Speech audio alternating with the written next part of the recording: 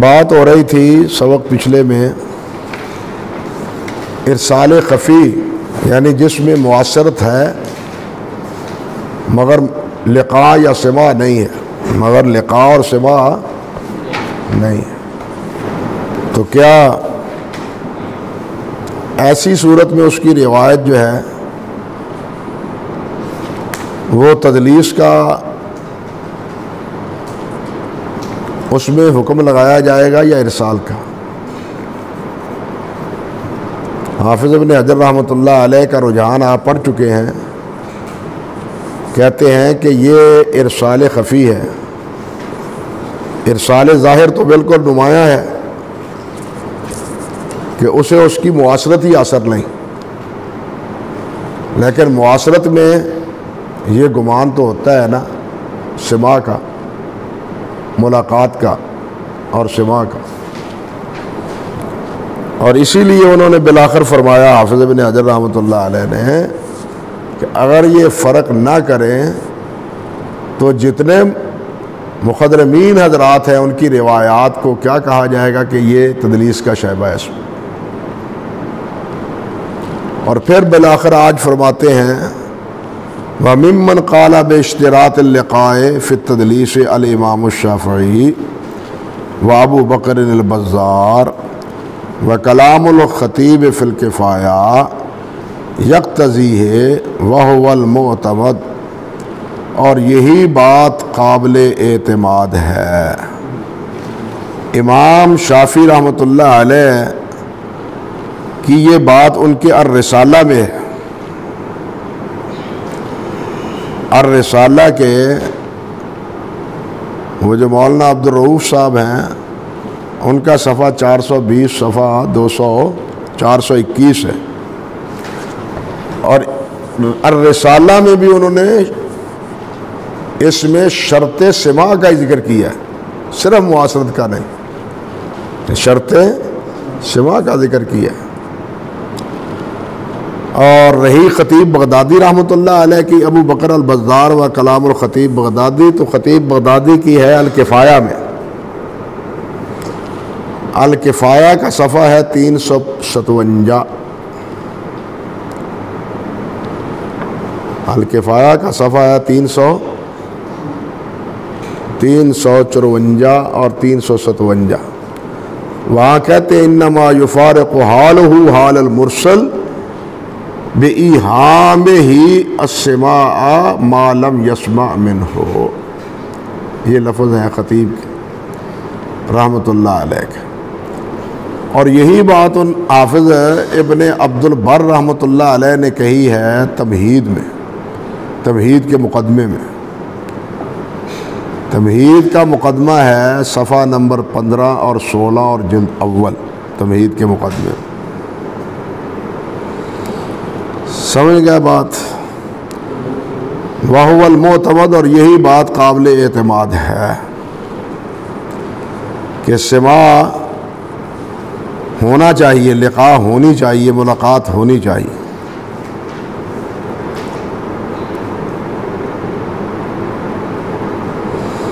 اللہ اکبر کبیرہ، اللہ اکبر کبیرہ۔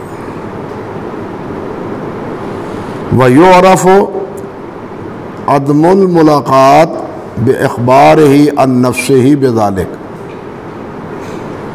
کہتے ہیں کہ ایسی صورت میں کیسے پتہ چلے گا ان کا سماع نہیں ہے، ملاقات نہیں ہے، معاصر ہیں، روایت معانن ہے، معانن روایت تدلیس نہ ہو تو کس پر ہوتی ہے؟ سماع پر دلالت کرتی ہے۔ ایسی صورت میں فرماتے ہیں کہ کیا ہوگا، کیا حکم ہوگا؟ یعرف عدم الملاقات، کیسے پتہ چلے گا کہ ملاقات نہیں ہے ان دونوں حضرات میں معاشرت کے باوجود؟ کہتے ہیں بِإِخْبَارِهِ عن نَفْسِهِ بِذَلِكَ، وہ خود بتلا دے کہ میری ان سے ملاقات نہیں ہے، زمانہ تو ہمارا ایک ہے، ہم رہے ہیں اکٹھے ایک ہی دور میں، لیکن ملاقات نہیں ہے۔ ترمذی لائے نا پہلی جلد، یہ روایت ہے کتاب الطہارہ میں۔ کہ ان ابی عبیدہ ان عبداللہ قال خرج النبی صلی اللہ علیہ وسلم لحاجتہ فقال التمس لی ثلاثہ احجار قال فاتیتہ بحجرین فاخذ الحجرین والقى الروثہ وقال انہا رقص قال ابو عیسیٰ وہکذا روا قیس حاضر حدیث عن ابی اسحاق عن ابی عبیدہ عن عبداللہ نحو حدیث اسرائیل ورواہ معمر و عمار عن ابی اسحاق عن علقمہ عن عبداللہ ورواہ اضطراب ہے اس میں ورواہ زہیر عن ابی اسحاق عن عبد الرحمن بن اسود عن ابیہ الاسود عن عبداللہ ورواہ فلان ھذا حدیث فی اضطراب قال ابو عیسیٰ سألت عبداللہ بن عبد الرحمن ای الروایات فی ھذا عن ابی اسحاق اصح فلم یقض فیہ بشیء وسألت محمدا ھذا فلم یقض فیہ بشیء وکأنہ رأى حدیث زہیر عن ابی اسحاق عن عبد الرحمن عن عبداللہ اشبہ ووضعہ فی کتابہ الجامع وأصح شیء فی ھذا عندی حدیث اسرائیل وقیس عن ابی اسحاق عن ابی عبیدہ لأن اسرائیل اثبت و آفس. یہ ساری باتیں کہنے کے باوجود بالآخر کہتے ہیں امام صاحب رحمۃ اللہ علیہ اللہ اکبر کبیرہ الا ان حدیث ابی اسحاق و ابو اسحاق اسمہ فلاں و ابو عبیدہ بن عبداللہ بن مسعود لم یسمع من ابیہ ولا نعرف سمعہ ولا نعرف اسمہ کہ ابو عبیدہ نے اپنے باپ حضرت عبداللہ بن مسعود سے نہیں سنا باقی جھگڑے کے علاوہ. حتیٰ کہ عمر بن مرہ کہتے ہیں سالتو ابا عبیدہ حال تذکر من عبداللہ شیئا قال لا. کچھ سنا ہے تم نے حضرت اپنے باپ سے؟ کچھ یاد ہے؟ وہ کہتے ہیں نہیں. ہاں اب یہ گویا کہ ان کی اپنی صراحت ہے کہ ابو عبیدہ جو بیٹے ہیں، بیٹے ہونے کے باوجود چھوٹی عمر کے تھے. حضرت عبداللہ بن مسعود فوت ہو گئے. اسی لیے تقریباً تمام محدثین کا اتفاق ہے کہ ابو عبیدہ کی روایات حضرت عبداللہ بن مسعود سے کیا ہیں؟ وہ مرسل ہے، کیونکہ انہوں نے خود فرمایا ہے کہ میں نے کوئی روایت حضرت عبداللہ بن مسعود سے نہیں سنی. اللہ اکبر، یہ خود وضاحت کر دیتے. ابو عبیدہ خود یا تو کہتے ہیں کہ بیان کر دیں جس طرح ابو عبیدہ نے بیان کیا ہے بے اخبار ہی ان نفس ہی بذالک ولا یعقب فی هذه الصورت بحکم کلی لتعارض احتمال الاتصال والانقطاع. لیکن اس کے لیے کہتے ہیں کوئی حکم کلی نہیں ہوگا کیونکہ یہاں اتصال اور انقطاع میں کیا ہے؟ تعارض ہے. اب یہ کیا ہے؟ منقطع ہے، یہ کیا ہے؟ متصل ہے. اس لیے بھائی ان دونوں روایتوں کے بارے میں ہم کلی حکم نہیں لگا سکتے. اللہ اکبر کبیرہ. یہ حافظ رحمۃ اللہ علیہ کی رائے ہے، لیکن میں عرض کر چکا ہوں کہ اگر اس روایت میں جس میں زائد راوی نہیں ہیں ان میں اگر سوا کی صراحت ہے تو پھر یہ فیصلہ قطعی ہو جائے گا کہ یہ مزید فی متصل الاسانید کے قبیل سے ہے.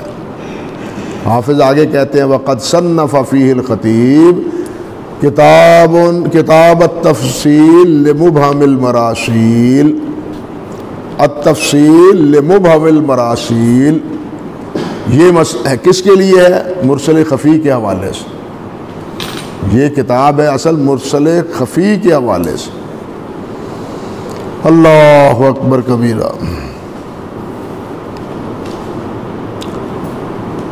یہ نیچے شخص کون ہے؟ بزرگ علی حلبی فرماتے ہیں کہ یہ کتاب جو ہے نا اس کا ذکر خیر الرسالہ میں ہے، الرسالۃ المستطرفہ میں اس کا ذکر کیا ہے اور کچھ اس کا اختصار کر دیا ہے علامہ نووی رحمۃ اللہ علیہ، جس کا نسخہ جو ہے خطی نسخہ مکتبہ اسکوریہ میں موجود ہے. ابھی گویا کہ یہ کتاب زیور طبع سے آراستہ نہیں ہوئی۔ اور دوسری و کتاب المزید فی متصل الاسانید، یہ دوسری کتاب ہے جو اسی موضوع پر خطیب رحمۃ اللہ علیہ نے لکھی ہے۔ وقد انتہت ہونا اقسام حکم ساقط من الاسناد، کہتے ہیں سند میں انقطاع کی جہاں تک بات تھی وہ یہاں مکمل ہو۔ انقطاع ارسال کی صورت میں ہو، معضل کی صورت میں ہو، منقطع کی صورت میں ہو، یا بلاغن ہو، یا پھر کیا ہے اللہ آپ کا بھلا کرے مرسل خفی کی صورت میں ہو، یا تدریس کی صورت میں۔ یہ ساری صورتیں کس دائرے میں آتی ہیں؟ انقطاع کی صورت۔ کہتے ہیں یہ سارے انواع ہم بیان کر چکے ہیں۔ اب آتے ہیں دوسرے مسئلے پر، وہ ہے سمتان۔ ایک تھا صحیح حدیث کی تعریف میں سند متصل ہو، اب سند متصل نہیں ہے، کن وجوہ سے نہیں متصل، وہ یہ ہے، بات سمجھ گئے۔ اب دوسرا ہے کہ اتصال کے ساتھ ساتھ راوی کیا ہوں؟ عادل ہوں۔ اتصال کی بات تو کر دی، اب عدالت میں جو چیز حرف گیری کا باعث بنتی ہے اب اس کے حوالے سے بات کرتے ہیں۔ سمتان یکون بعشرۃ اشیاء، کہتے ہیں تان کسی پر اعتراض 10 اعتبار سے، بعضها اشد فی القدح من بعض، بعض اس میں شدید ہے بعض میں سے، جیسے تان فی العدالت ہے، پہلے راوی ہے کذب، مختصراً یہ تفصیل آ رہی ہے، راوی کذاب ہے، تہمت الکذب ہے، متہم ہے، یا فسق ہے، یا جہالت ہے، یا سیء الحفظ ہے ضبط کے اعتبار سے۔ پھر آگے اس کی انواع ہے، ضبط میں پھر انتہا بھی ہے اور ابتدا بھی ہے، جیسے کہ آگے تفصیل آئے گی انشاءاللہ۔ کہتے ہیں بعضها اشد میں فی القدح، قضا کرنے میں، جرح کرنے میں بعض سے کیا ہے؟ سخت ہے۔ خمسۃ منہا تتعلق بالعدالہ و خمسۃ تتعلق بالضبط، 5 کا تعلق عدالت سے ہے اور 5 کا تعلق کس سے ہے؟ ضبط سے ہے۔ وَلَمْ يَحْصُلِ الْاعْتِنَاءُ بِتَمْيِيزِ أَحَدِ الْقِسْمَيْنِ مِنَ الْآخِرِ، کہتے ہیں کہ ہم نے اہتمام نہیں کیا دونوں میں سے کسی ایک قسم کو، بلکہ کیا کیا ہے؟ اعلیٰ سے ادنا کی طرف ہم آئے ہیں، لِمَصْلِحَةٍ اقتضت ذَلِكَ، ایک مصلحت کی وجہ سے ہم نے کوئی ترتیب خاص نہیں رکھی، بلکہ ایک مصلحت کی بنا پر ہم نے پہلے جو سب سے سخت مسئلہ ہے اس کو رکھا ہے، پھر اس سے کم، پھر اس سے کم، پھر اس سے کم۔ وَهِيَ تَرْتِيبُهَا عَلَى الْأَشَدِّ فَالْأَشَدُّ، یہ کیا ہے؟ یہ ترتیب ہے سخت، جرا پہلے، اس سے پھر کم، پھر اس سے کم۔ فی موجب الرد علی سبیل التدلی، جو رد کا سبب بنتے ہیں تدلی کے اصول پر۔ تدلی کیا ہے؟ اوپر سے نیچے آنا۔ لأن الطعن، کہتے ہیں اس لیے کہ جو طعن ہے اما یکون لکذب الراوی، یا تو راوی کے کذب کی بنا پر ہوگی، فی الحدیث النبوی، نبی علیہ الصلوۃ والسلام کی حدیث میں، بأن یروی عنہ صلی اللہ علیہ وسلم ما لم یقلہ متعمدا لذالک، کہ قصداً وہ نبی علیہ الصلوۃ والسلام کی طرف کیا کرے؟ بات منسوب کرے۔ ایک ہے خطا کی وجہ سے، غلطی کی وجہ سے، سہو کی وجہ سے، اور ایک ہے تعمدن، جس طرح کے وزائین نے تعمدن کیا ہے یہ کام۔ اور اس کی مثالیں حافظ ابن جوزی رحمۃ اللہ علیہ نے موضوعات کے مقدمے میں بھی دی ہیں، اور اصول کی جو بڑی کتابیں ہیں ان میں بھی ان کا تذکرہ موجود ہے، کہ وہ قذابین خود کہتے ہیں کہ ان وجوہ کی وجہ سے ہم نے یہ روایت بیان کی ہے، ہم نے یہ روایت نبی علیہ السلام کی طرف منسوب کی۔ فضائل قرآن کے حوالے سے، مناقب کے حوالے سے، احکام کے حوالے سے، ہر لحاظ سے وضع حدیث ہوا ہے، ہر لحاظ سے حدیث کی جو ہے نا من گھڑت ہوئی ہے، معاذ اللہ ثم استغفر اللہ۔ کہتے ہیں کہ جو متعمدن کو، کیونکہ حدیث میں بھی جو مذمت آئی ہے اس میں کیا لفظ ہے؟ من کذب علی متعمدا فلیتبوأ مقعدہ من النار۔ اب اس سے وہ ساری باتیں نکل جاتی ہیں جو ہمارے فقہا کی کتابوں میں، وہ ان کا وہم کی وجہ سے، تعمد نہیں، یعنی احادیث جو ذکر کی ہیں انہوں نے وہمن ان میں اس کو ذکر کیا ہے، سمجھا ہے کہ یہ حالانکہ وہ حدیث نہیں تھی، نہیں تو یہ ہمارے سب فقہا کس ضمن میں آئیں گے؟ اسی حدیث کی وعید میں آئیں گے۔ ہم کسی کو خواہ مخواہ معاذ اللہ ثم استغفر اللہ جہنم میں پھینکنے کی جسارت نہیں کرتے۔ بعض نے بہت حد تک باتیں بھی کی ہیں لیکن نہیں درست، وہم کی بنیاد پر کہ یہ حدیث ہے، غلطی کی بنیاد پر یہ حدیث ہے، اور بڑی بڑی عجیب و غریب حدیث ہیں، وہ ہدایہ میں جو ہیں وہ تو آپ پڑھتے ہی رہتے ہیں، اس کے موضوع پر کتابیں لکھی ہوئی ہیں، دوسری فقہا کی کتابوں میں بھی یہ چیزیں موجود ہیں، حتیٰ کہ علامہ شمس الائمہ ہیں، اور جن کی وہ مشہور کتاب ہے شرح الکبیر کی، شمس الائمہ سرخسی رحمۃ اللہ علیہ کی، اس میں بھی اس قسم کے قبلے، اس میں بھی یہ روایتیں موجود ہیں۔ جب اس میں موجود ہیں تو بعد والوں کا تو سب سے بڑا ماخذ ہی وہ ہے، علامہ سرخسی رحمۃ اللہ علیہ کی یہ کتاب۔ تو بہرحال تعمدن اگر کوئی کرتا ہے تو یہ غلط ہے۔ یہاں ایک بات یہ بھی یہ میں رہنی چاہیے کہ تعمدن حدیث ہی نہیں، قرآن مجید کی آیات لکھنے میں بھی وہم ہو جاتا ہے، اور اس کو آپ نہ دیں یہ کہ یہ تعمدن اس نے کیا کیا ہے، قرآن مجید میں تحریف کی ہے۔ قرآن مجید میں تعمدن تحریف کی ہے، یہ بھی اس سے بھی حد الوسع جہاں تک بچانا چاہتے ہیں بچائیں، ورنہ اس سے بھی کوئی نہیں بچتا۔ حافظ ابن جوزی ہوں، ابن تیمیہ ہوں، ابن قیم ہوں، آپ پچھلے ہمارے مولانا ثناء اللہ ہوں، مولانا سیالکوٹی ہوں، ان سب کی کتابوں میں قرآن مجید کی آیات بعض اوقات درست نہیں لکھی گئی۔ وہ کاتب کی غلطی بھی ہو سکتی ہے، ان کا وہم بھی ہو سکتا ہے۔ یہ جو مولانا سیالکوٹی کی کتاب ہے نا، کیا ہے وہ، حیات مسیح پر شاعت القرآن، اس کے 3 ایڈیشنوں میں قرآن مجید کی آیت غلطی لکھی ہوئی ہے، نہیں صحیح۔ وہ اس سے پہلے 5ویں جلد میں نے جب مولانا پر لکھا ہے نا، تو اس میں پھر میں نے مناسب سمجھا کہ چلو یار کسی جگہ اس کی وضاحت تو آ جائے، تو اس میں پھر میں نے یہ وضاحت کی ہے۔ اللہ اکبر۔ قرآن مجید کی آیات نقل کرنے میں بھی غلام احمد قادیانی ہے نا، اس نے بہت گڑبڑ کی ہے اس طرح کی۔ ہمارے علماء نے کہا ہے کہ یہ قرآن مجید کی تعریف کی ہے،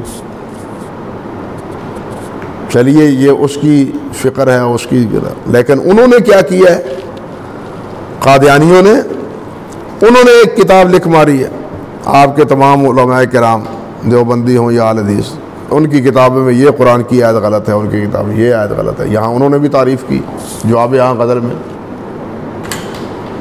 یہ میں اس لیے ذکر کر رہا ہوں کہ آپ اس بارے میں جلد بازی نہ کیا کریں، سمجھے نا۔ انہوں نے بھی کتاب لکھی ہے باقاعدہ قادیانیوں نے۔ تو خیر پہلی چیز یہ ہے کہ راوی کا قدم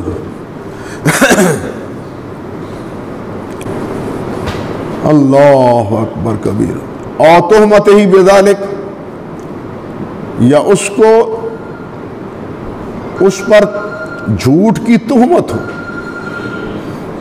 یا اس پر کیا ہو، جھوٹ کی تہمت ہو. کیا مطلب؟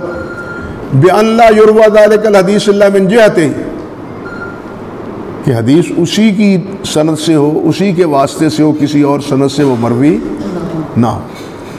وَيَكُونُ مُخَالِفًا لِقَوَائِدِ الْمَعْلُومَةِ، اور وہ حدیث قواعد معلومہ کے منافی ہو. معروف جو قواعد ہیں احادیث کو پرکھنے کے، ان کے مخالف ہو. وہ قواعد کون سے ہیں؟ اس کی تفصیل آپ کو 2 کتابوں میں ملے گی. ایک المنار المنیف میں، ایک المنار المنیف میں، جہاں ان سے یہ سوال ہے کہ وہ کون سے قرائن ہیں کہ سند کے علاوہ ہم اس حدیث پر حکم لگا سکتے ہیں کہ یہ روایت صحیح نہیں. وہاں ابن قیم رحمۃ اللہ علیہ نے وہ قرائن ذکر کیے ہیں المنار المنیف میں. اور دوسری کتاب علامہ معلمی رحمۃ اللہ علیہ کی ہے، وہ مقدمہ ہے الفوائد المجموعہ کا. الفوائد المجموعہ کا صفحہ 11 اور 13 تک، کہ وہ کون سے قواعد اور ضوابط ہیں جن کی وجہ سے حدیث پر حکم لگایا جاتا ہے وضع کا. سمجھے بات؟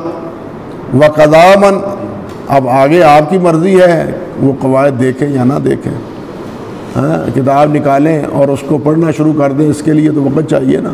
مرجع بتلا دیا، جب کبھی آپ کو نوبت آئے اس کو دیکھ لیں. فرماتے ہیں وَقَضَى مَنْ عُرِفَ بِالْكَذِبِ مِنْ فِي كَلَامِهِ، یا اسی طرح کہ اس سے یہ بات پہچانی گئی کہ یہ بات کرتے ہوئے جھوٹ بولتا ہے، کلام کرتے ہوئے کیا کرتا ہے، جھوٹ بولتا ہے.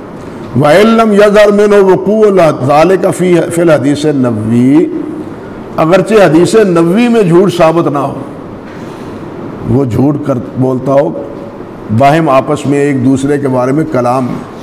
وَهُوَ دُونَ الْأَوَّلِ، یہ ہے تدلی، یہ ہے وہ تدلی جس کا اشارہ کیا. وَهُوَ دُونَ یہ جھوٹ ہے یہ بھی، لیکن یہ وہ نہیں ہے. وہاں تو وعید ہے، یہاں خطا ہے. سمجھے نا؟ یہ راوی نے کوئی بات کہہ دی، یا سامع نے شاگرد نے ایک بات کہہ دی، یا کوئی مولوی صاحب آ کے مجلس میں بیٹھے انہوں نے کوئی بات کہہ دی، اور یہ بے خبر تھے، تلقی کو قبول کرتے تھے. انہوں نے سمجھا کہ شاید یہ بھی نبی صلی اللہ علیہ وسلم کا فرمان ہے، تو انہوں نے اس کو بھی فرمان نبوی سمجھ کے بیان کرنا شروع کر دیا. تو یہ سب خطائیں ہیں، یہ سب کیا ہیں؟ خطائیں ہیں. ان پر تہمت ہے، کذب اور ہے. آگے کہتے ہیں وَفُحْشِ غَلَطِهِ، بہت زیادہ خطائیں ہوں، اے کثرت سے اس سے غلطیاں منقول ہوں. اور غفلت ہی، یا اس سے غفلت واقع، وہ اتقان، وہ ضبط نہ ہو جو ہونا چاہیے. یہ غفلت کا شکار ہو جاتا ہے، لاپرواہی اختیار کرتے ہیں. غفلت ہوتی ہے کہ وہ ثواب اور خطا میں تمیز نہ کرتا ہو. وہ خطا اور ثواب میں تمیز نہ کرتا ہو، یہ بھی ایک غفلت. اللہ اکبر کبیر.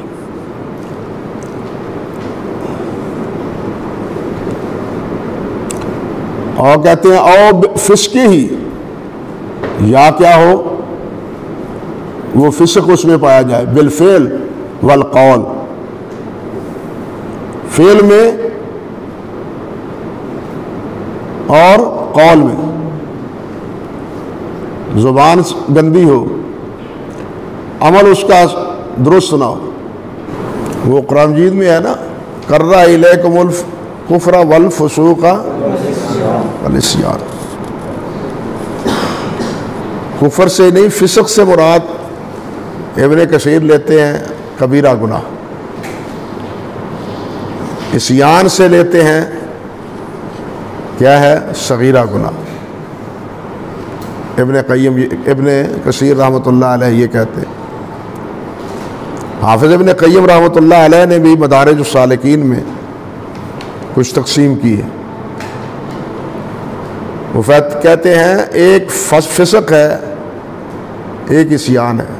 فسق ہے امر بالمعروف منکر کا ارتکاب، اور فسق ہے معروف کی نافرمانی۔ پہلی جلد میں مدارج السالکین میں انہوں نے یہ تقسیم بھی کی کہ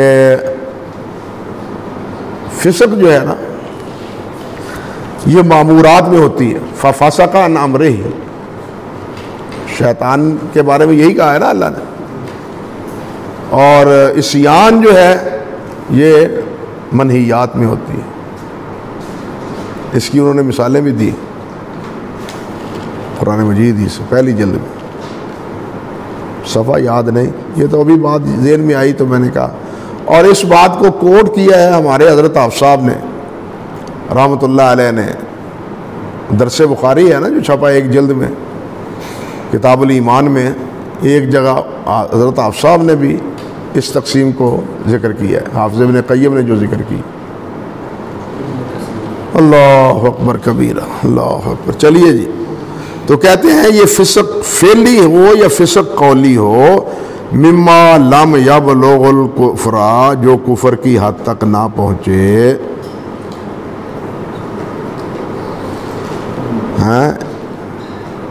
کہ جو کفر کی حد تک نہ پہنچے، اور فسق ہی بالفعل والقول مما لم لا یبلغ الکفر وبینہ وبین الاول عموما وانما افرد الاول لکون القدح به اشد فی ھذا۔ کہتے ہیں کہ ہر کفر جو ہے، جھوٹ جو ہے وہ فسق ہے، لیکن ہر فسق جو ہے وہ کیا ہے؟ وہ جھوٹ۔ اس لیے یہ فرق کیا گیا ہے، وہ زیادہ سخت ہے اور یہ اس سے کم ہے۔ حتیٰ کہ یہ کہا گیا ہے کہ جو مفتری ہے نبی علیہ الصلوۃ والسلام پر، وہ تو بعد نے کہا ہے کہ وہ کافر ہے، یہاں تک کہا ہے کہ وہ کافر ہے۔